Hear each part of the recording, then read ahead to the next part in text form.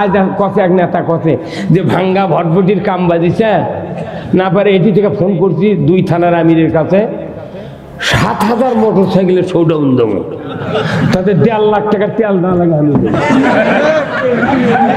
এই কথা। জনগণ যদি ভারত থেকে না বাড়ান এ দেশে ইসলাম বিজয় করা সম্ভব নয়।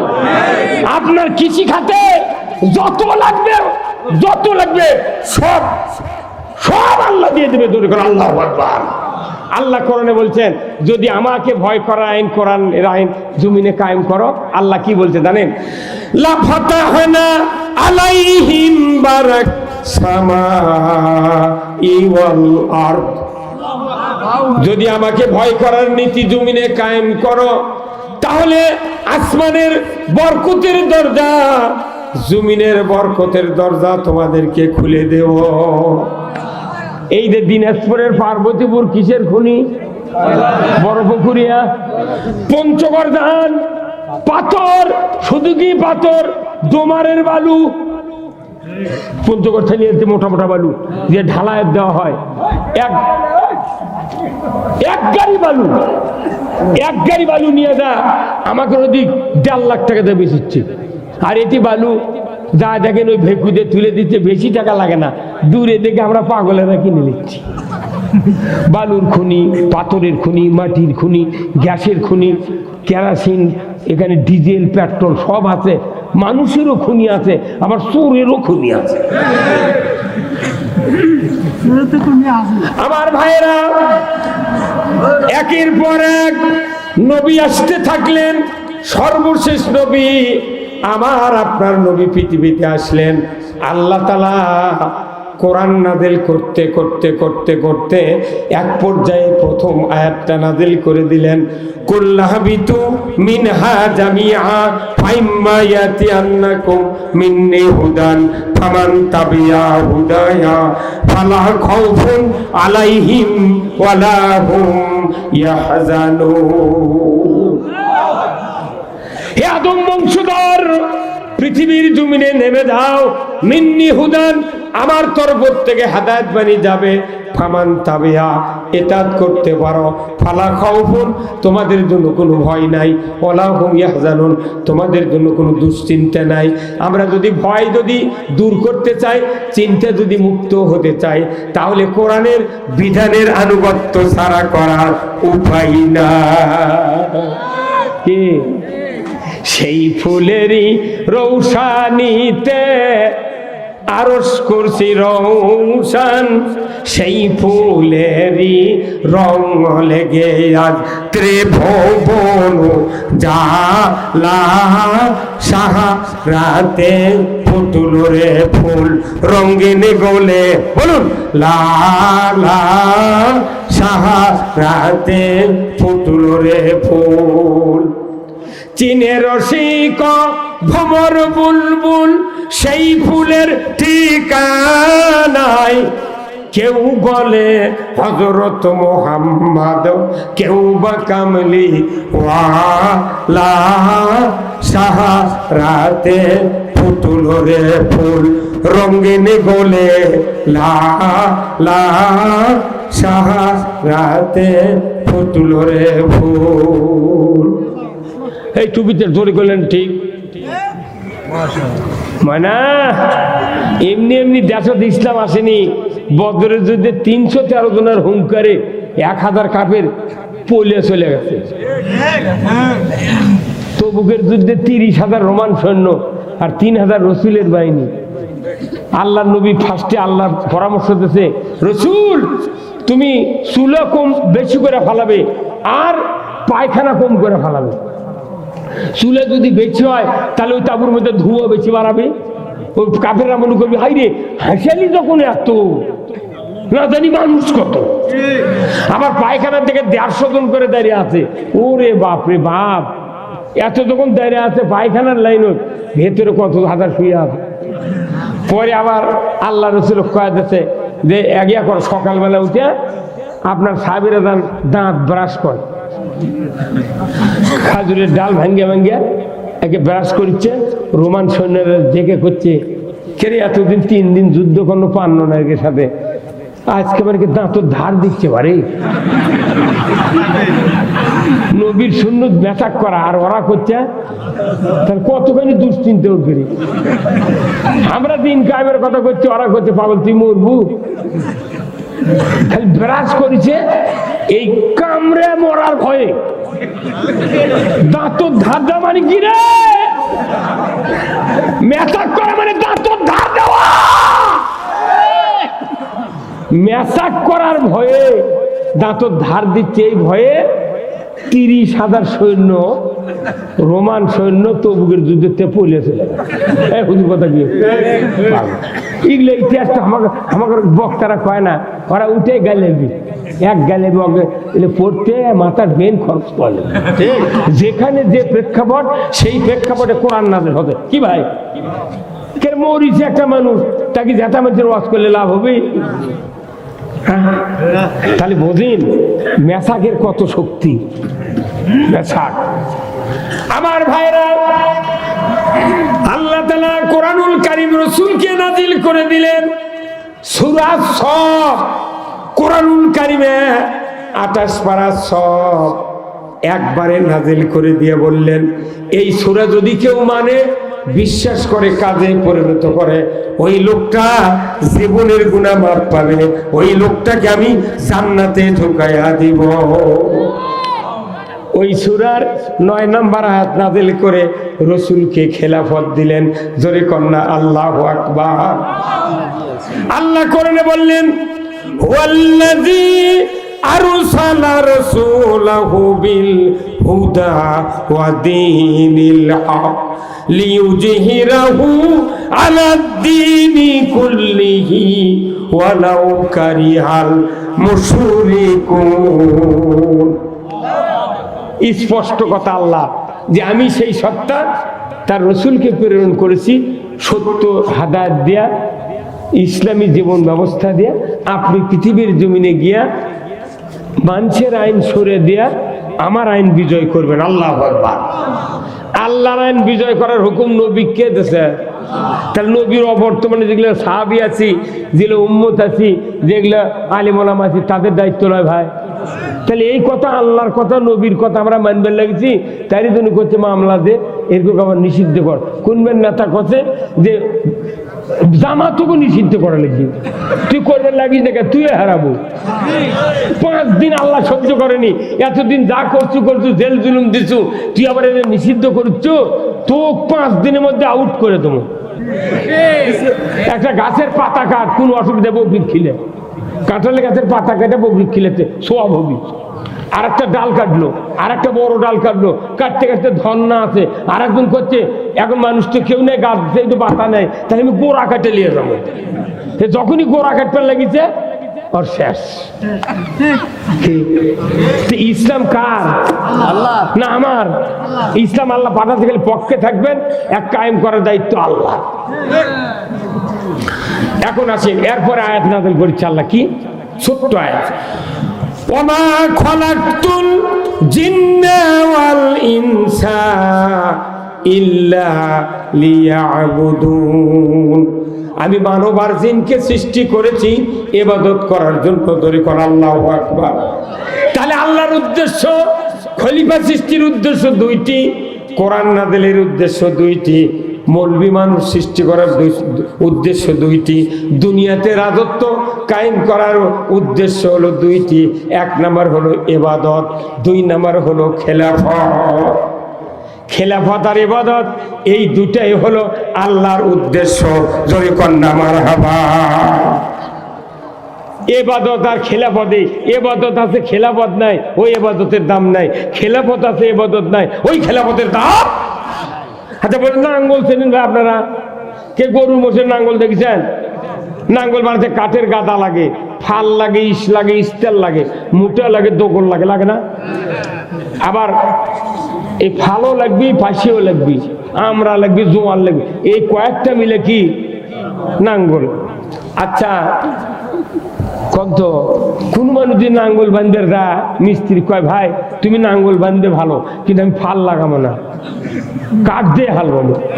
তাহলে ওই মিস্ত্রি কবি আমি যা জানি তুমি তা, ওইটা আল্লাহ রঙকে কথা লাগান। জীবনভর নাঙ্গল বাঁধি ফাল আর ফাঁসি লাগবি, তা তুই নাঙ্গল দিয়ে হাল বলে শক্ত মারি গেলে নাঙ্গল ভাঙিয়ে দেবি, তাড়াতাড়ি ক্ষয় যাবে। ওই বিন্যাস ঘাস তুই গ্রামের পারবো কাঠ দেয় কথা বলে গা। তাহলে ফাল ছাড়া নাঙ্গল অচল, নাঙ্গল ছাড়া ফাল অচল। আল্লাহ তারা বুঝে দিয়েছে খেলাফত ছাড়া এবাদত নষ্ট, এবাদত ছাড়া খেলাফত নষ্ট। নাঙ্গলের গাদা হলো এবাদত আর ফাল হলো খেলাফত। ফাল তো শক্তিশালী, খালি করছে ভাই তুই খালি কাজ করে ফেলে দেবো, যত উপরান লাগে আমি উঠলাম।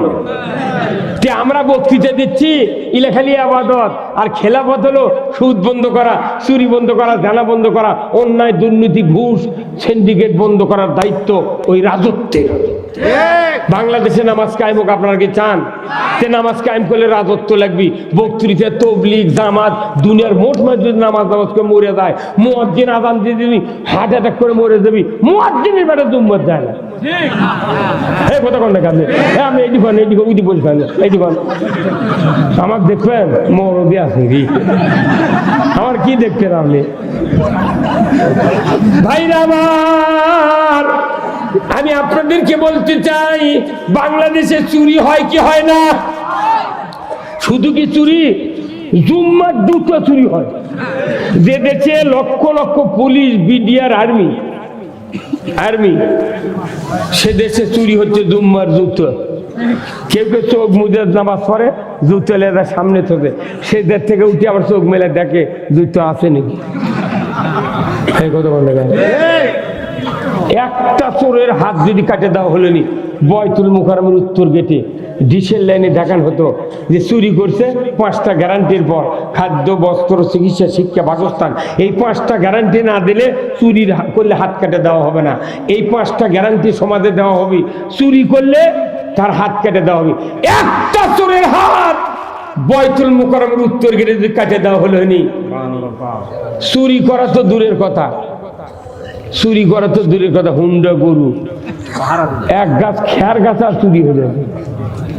মানে এই যে যত মানুষ হজ করছেন মক্কা থেকে হাত কাটা লোক দেখেছেন কেউ না? কোন কিরি দেখছেন? হ্যাঁ আর সিরাই হাত নাই, হাত কাটা চোর হচ্ছে এটি কাটে দেয়। আপনি এই হাত নাই ঘর করতে নেন, বলছে না বা আপনি দেখি জিবরাইল হতো। যার দাম রাত নাই হাত কাটার বিচার হলো সবজি কেটে দেবে। কি ভাই, আরে আঙ্গুল দিয়ে তো পয়মালি করে, আঙ্গুল দিয়ে চুরি করে, সেদিন এটি কাটে দিলে ই গোস দিয়ে কি হবে? এই হাত কাটায় কবজি কাটায় একটা লোক কোন হাজি আজও পর্যন্ত বাংলাদেশ আমি করছি কেউ চোখত পড়েনি। ওটি আইন করছে, চুরি করছে না, হাত কাটবি কার? আর এরা করছে জামাত ক্ষমতা গেলে এরা হাত কেটে মানুষ পুঙ্গু নাবি হয়, আমরা বসতে বাধ্য বোঝে না। জানা বাংলাদেশে জানা হয় কি হয় না?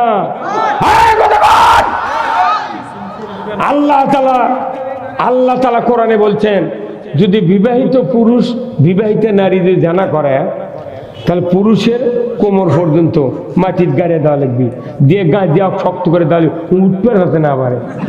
মহিলার সিনে পর্যন্ত স্তনের উপর পর্যন্ত মাটি দেওয়া গাঁজা ফেল দেওয়া লাগবে। তারপর সরকারি আইনে পাথর দিয়া ওর হাড্ডি গুটি মাটির সাথে মিশিয়ে দিলে ওই দুই ব্যক্তি জান্নাতি। কার আইনে বিচার হলো? আল্লাহর আইনে। একটা জানাকারের বিচার বয়তুল মুকাররমের উত্তর গেটে যদি করে ডিসেল লাইনে দেখালো নিয়ে জানা করে তো দূরের কথা, একটা মোবাইলে মিস কল খুঁজে পাওয়া গেল। কি তাহলে এই সমাজ চান না? আল্লাহ রাসূলুল্লাহ বলছেন খয়রুল কুরুনি কারণী সুম্মাল্লাযিনা ইয়ালুনাহুম সুম্মাল্লাযিনা ইয়ালুনাহুম। আমার যুগ হলো সারা যুগ। যে যুগে জীবিত মেয়ে কবর দিত, জানা ব্যভিচার অত্যাচার নির্যাতন সমাজ ভরে গেছিল, সেই সমাজকে এই কোরআন দেয়া আল্লাহ নবী সোনার যুগ বানালেন। সেই কোরআন ঘরে ঘরে আছে। আজকে সুদের কারখানা, জানার কারখানা, চুরির কারখানা, সিন্ডিকেটের কারখানা, দুর্নীতির কারখানা। আর জুম্মা দেখ হচ্ছে আল্লাহু আকবার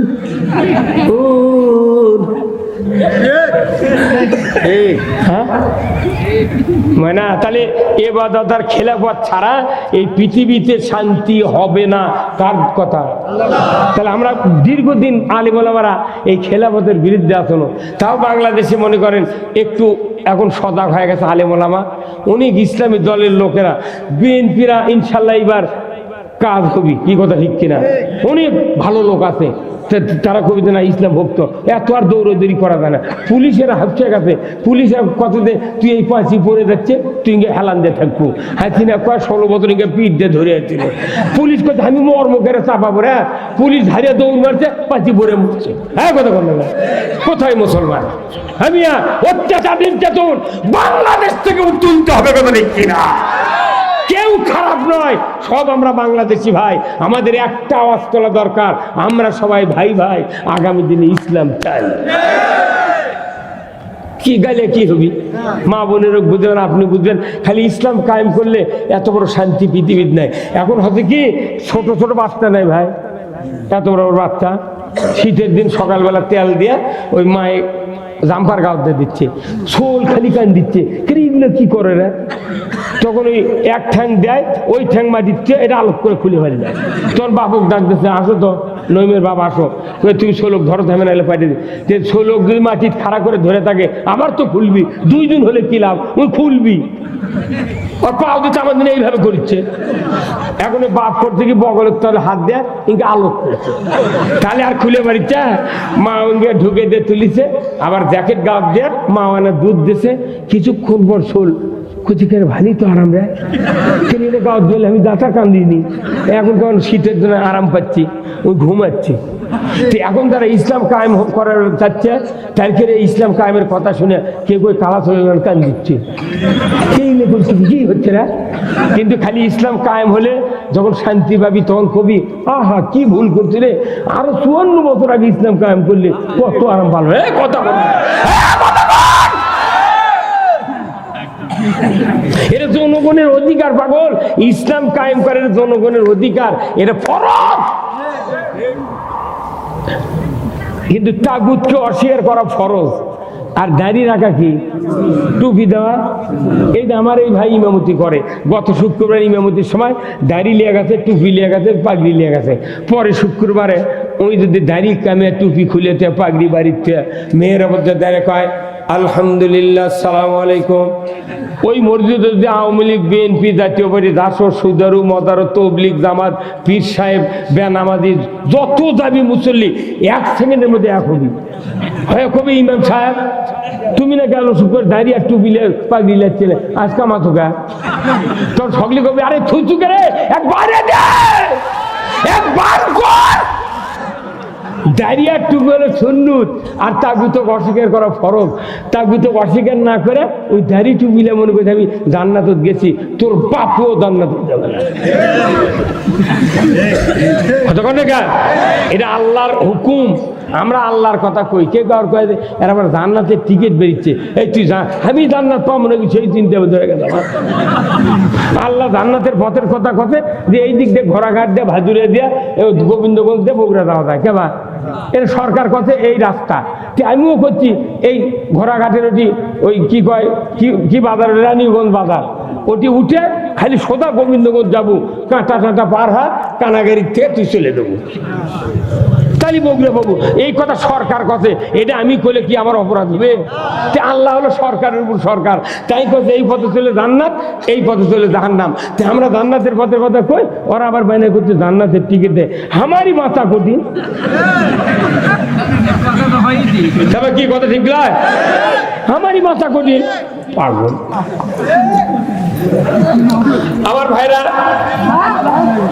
দিগার সেই রসুলের প্রতি লাখো কোটি দরুদ সালাম, যিনি হলেন তামাম পৃথিবীর শ্রেষ্ঠ স্বামী, শ্রেষ্ঠ বাবা, শ্রেষ্ঠ নানা, শ্রেষ্ঠ যোদ্ধা, শ্রেষ্ঠ সেনাপতি, শ্রেষ্ঠ রাজনীতিবিদদের বলতে কিনা?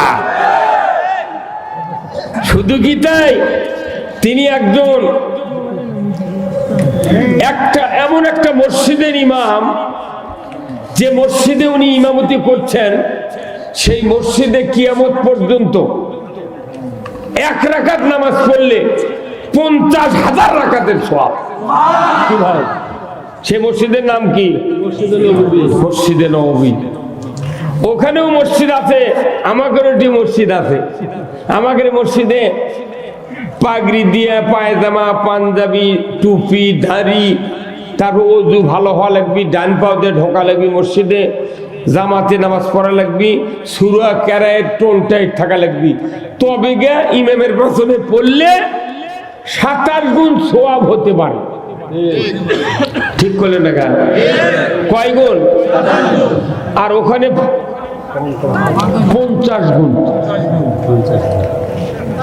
তাহলে বোঝেন তো, এখানে যে 27 গুণ, তাও কি হচ্ছে? মনে করি একটা মসজিদে, একটা গ্রামত 15.5 লোক কিস্তির সাথে জড়িত। কিস্তি নেওয়া, সুদ দেওয়া, সুদ দেওয়া হারাম করেছেন কে? তাহলে আল্লাহ যেটা হারাম করছে সেটা যদি আমরা করি, আমরা মানুষ থাকি? এই ভাই কথা কন না, আপনি ধন্দা মারছেন কে? কথা কি? আল্লাহ যেটা হারাম করছেন সেটা আমরা যদি মানি, আমাদের ঈমান থাকবে? তাহলে এই রকম লোক লিয়া যদি মসজিদে ইমামেরা নামাজ পড়ে দোয়া করে, আর ওই মুসল্লিরা যদি পাশে থেকে কয় আল্লাহুম্মা আমিন, তাহলে কাজ হবে? কথা বলে না? তাহলে আজকে আমাদের মসজিদে নামাজ পড়বার পরেও আবার কোন কোন মসজিদে লেখা আছে যে এই মসজিদের ভেতরে দুনিয়াবি কথা বলা নিষেধ। ই আবার কি মুক্তি? ওটার মুতাল্লিম আছে, ইমাম আছে, মুয়াজ্জিন আছে। আল্লাহ রসুল মসজিদের মিম্বরে বসে 10 বছর 12.5 লক্ষ বর্গমাইল শাসন করেছেন। আল্লাহর নবী দুনিয়াতে আইন জারি করছেন মসজিদের মধ্যে থেকে। যুদ্ধনীতি, পররাষ্ট্রনীতি, খুরমা খেজুরের বিভিন্ন বিধি আসছে, তার জন্য তদবির, তারপরে কোথায় আসহাবে সুফফা, কে কোথায় গেল, কে যুদ্ধ করবি, সব মসজিদের মধ্যে থেকে হবে। কে ভাই, তাই না? আর এখন এসে করছে মসজিদের মধ্যে কোনো কথা কওয়া যাবে না। কে মসজিদ তোর বাপের? এই কথা কোন কাজ? মসজিদ তোর বাপের?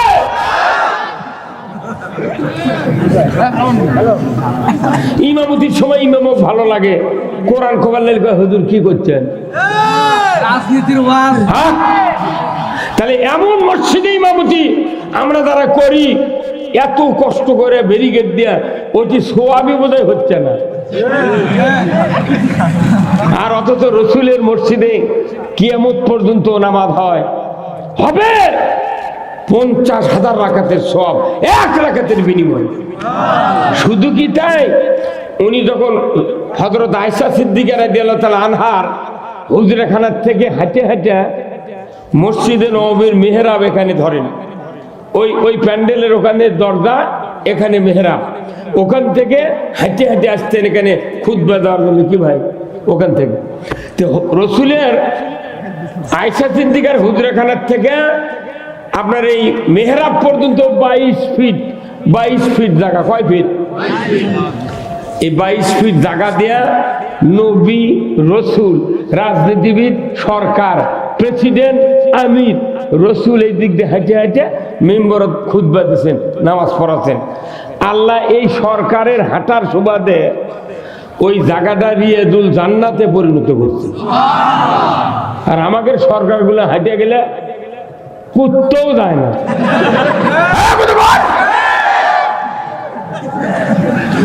সরকার যে মসজিদে ইমামতি করবে, সেই মসজিদে সবচেয়ে বেশি সওয়াব হবে। কথা ঠিক কিনা? আমাদের দেশে 54 বছরের 17টা প্রধানমন্ত্রী গেছে, মহিলা পুরুষ দিয়ে। তারপরে একজন হচ্ছে তত্ত্বাবধায়ক শাহাবুদ্দিন, আর একজন হলো আপনার ফখরুদ্দিন। তাহলে 17 আর এই 2 কত হয়? আর এই আমার বুড়া ব্যথা হচ্ছে ইউনুস। কত টাকা? কত? 20 জন হলো। 20 জন লোক এই দেশের ক্ষমতা গেল। একটা দিন কি নামাজ কায়েমের কথা কছে? এই সত্যি কথা কন্ত, সুদ হারামের কথা কছে? তাহলে এই কি সরকার? তাহলে এই তো জনগণ বাঁচানোর সরকার নয়, ইমারা ফেলে দেওয়ার সরকার। রসুলের চরিত্র আর সরকারের চরিত্র এক হওয়া লাগবে। রসুলের চরিত্র বক্তার চরিত্র এক হওয়া লাগবে। রসুলের চরিত্র এমপির চরিত্র এক হওয়া লাগবে। রসুলের চরিত্র সেনাপ্রধানের চরিত্র এক হওয়া লাগবে। রসুলের চরিত্র ইমামের চরিত্র এক হওয়া লাগবে। রিক্সাওয়ালা, ভ্যানওয়ালা, ব্যবসায়ী, যত ক্লাসের মানুষ আছে বাংলাদেশে, সকলের আদর্শ গ্রহণ করতে হবে রসুলের জীবন থেকে।